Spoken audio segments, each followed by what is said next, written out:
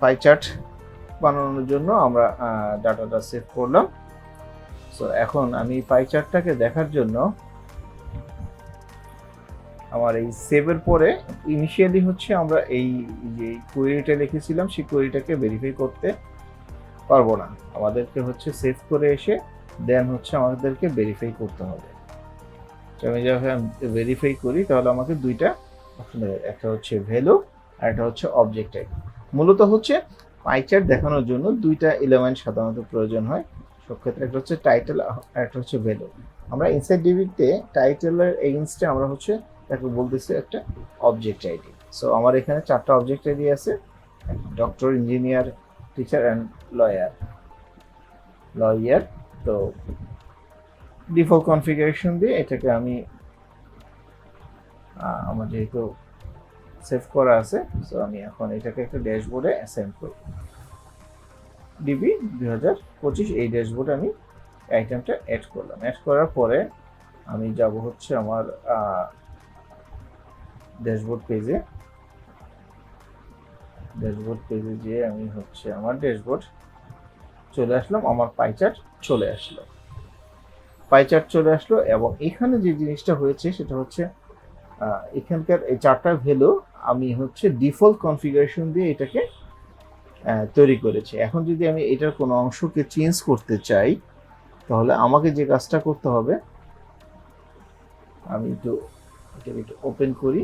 Open করলে এডিটে যাব, এডিটে গেলে আমি এখানে তার এগেইনস্টে কোনো কনফিগারেশন অ্যাড করিনি। তো এখন আমি আমার হেল্প একটা বাটন আছে, হেল্প বাটনে ক্লিক করলে আমি এই যে ডাটাটা নিয়ে, যে প্রপার্টিটা নিয়ে বা প্রপার্টিসটা নিয়ে হচ্ছে পাই চার্টটা তৈরি হয়েছে তার একটা ডিফল্ট কনফিগারেশনটা আমি এখানে ক্লিক করলে পেয়ে যাব।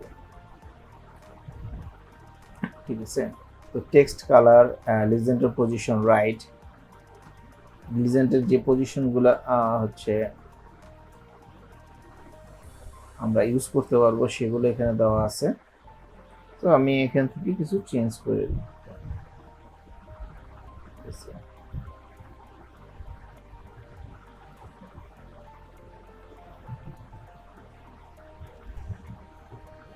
টাইপ হচ্ছে ডিফল্ট। আমি যদি এখন এটাকে আপডেট করি, আপডেট করে আমি আবার আমার ড্যাশবোর্ডে যাই, তাহলে আমি দেখতে পারবো আমার এখানে আগের যেটা ছিল সেটাই আছে। এটাকে যদি আমি চেঞ্জ করতে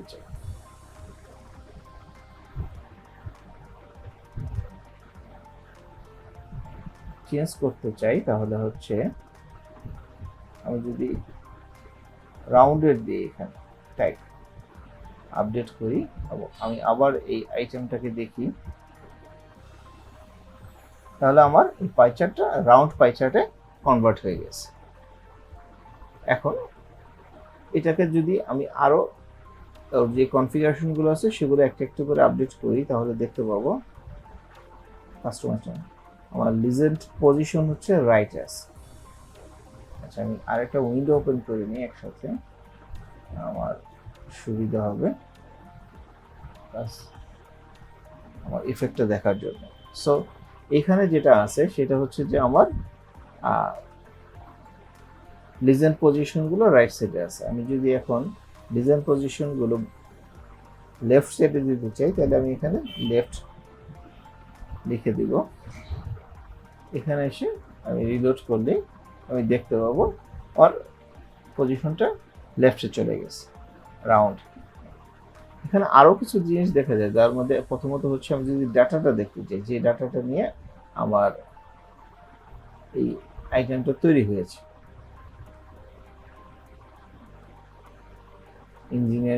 ইঞ্জিনিয়ারিং তার ভ্যালু হচ্ছে 18, ডক্টর 25, টিচার এখানে ডাটাটা আছে। এবং এই যে আইটেমটা, সেই আইটেমটা চাইলে আমি এখান থেকে ডাউনলোডও করতে পারবো এবং ডাউনলোডটা একটা পিএনজি ইমেজ হবে, ট্রান্সপারেন্ট।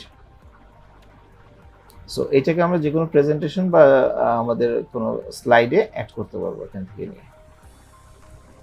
আচ্ছা, তারপরে হচ্ছে এখন আমার ক্ষেত্রে হচ্ছে এটা আমাদের ডিফল্ট কালার আছে। এখন যদি আমি এই কালারগুলো চেঞ্জ করতে চাই তাহলে আমি আবার আমার এডিটের যে অপশনটা ছিল সেখানে চলে যাই, এডিটর অপশনে। এখানে আমি একটা জেসন লিখবো, যেহেতু আমার এই ভ্যালুটা হচ্ছে যেমন ইঞ্জিনিয়ার,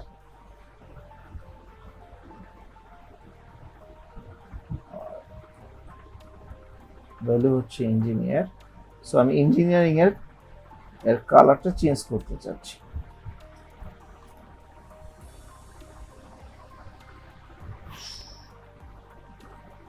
ইঞ্জিনিয়ার লিখলাম এবং তার কালারটা হচ্ছে এটা জেসন অবজেক্ট এখানে লিখতে হয়।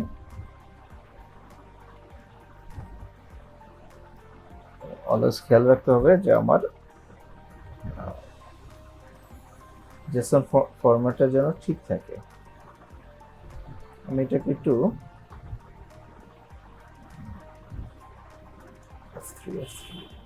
একটা কালার দিয়ে দিলাম ইঞ্জিনিয়ারিং এর জন্য। আমি এখন দেখে নিই আমার ইঞ্জিনিয়ারিং এর কালারটা আছে হচ্ছে অনেকটা আকাশি বা সায়ান কালারের মতো। তো এখন যদি এটাকে আমি আপডেট করি, এই কালারটা চেঞ্জ হয়ে যাবে।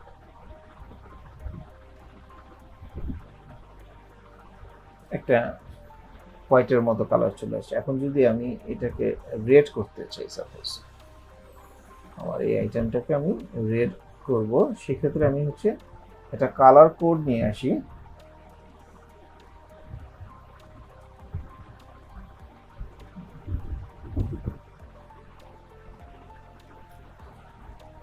একটা কালার কোড নিয়ে আসি, কালার কোড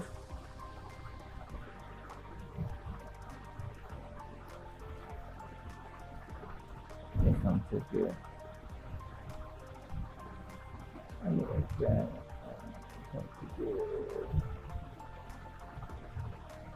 ব্লু করতে চাচ্ছি। তাহলে ব্লু করার জন্য কালারের কোড হচ্ছে 0742E6।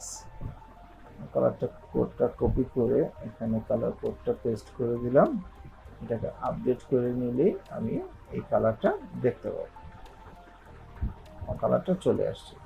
সো আমরা যদি চাই তাহলে আমরা আমাদের যে পাই চার্টগুলো আছে সেই চার্টগুলো প্রত্যেকটা এলিমেন্টের কালার আমরা অ্যাড করতে পারবো। সেই ক্ষেত্রে হচ্ছে আমার যেই ভ্যালুটা আছে এখানকার কনফিগারেশনের রুলসটা হচ্ছে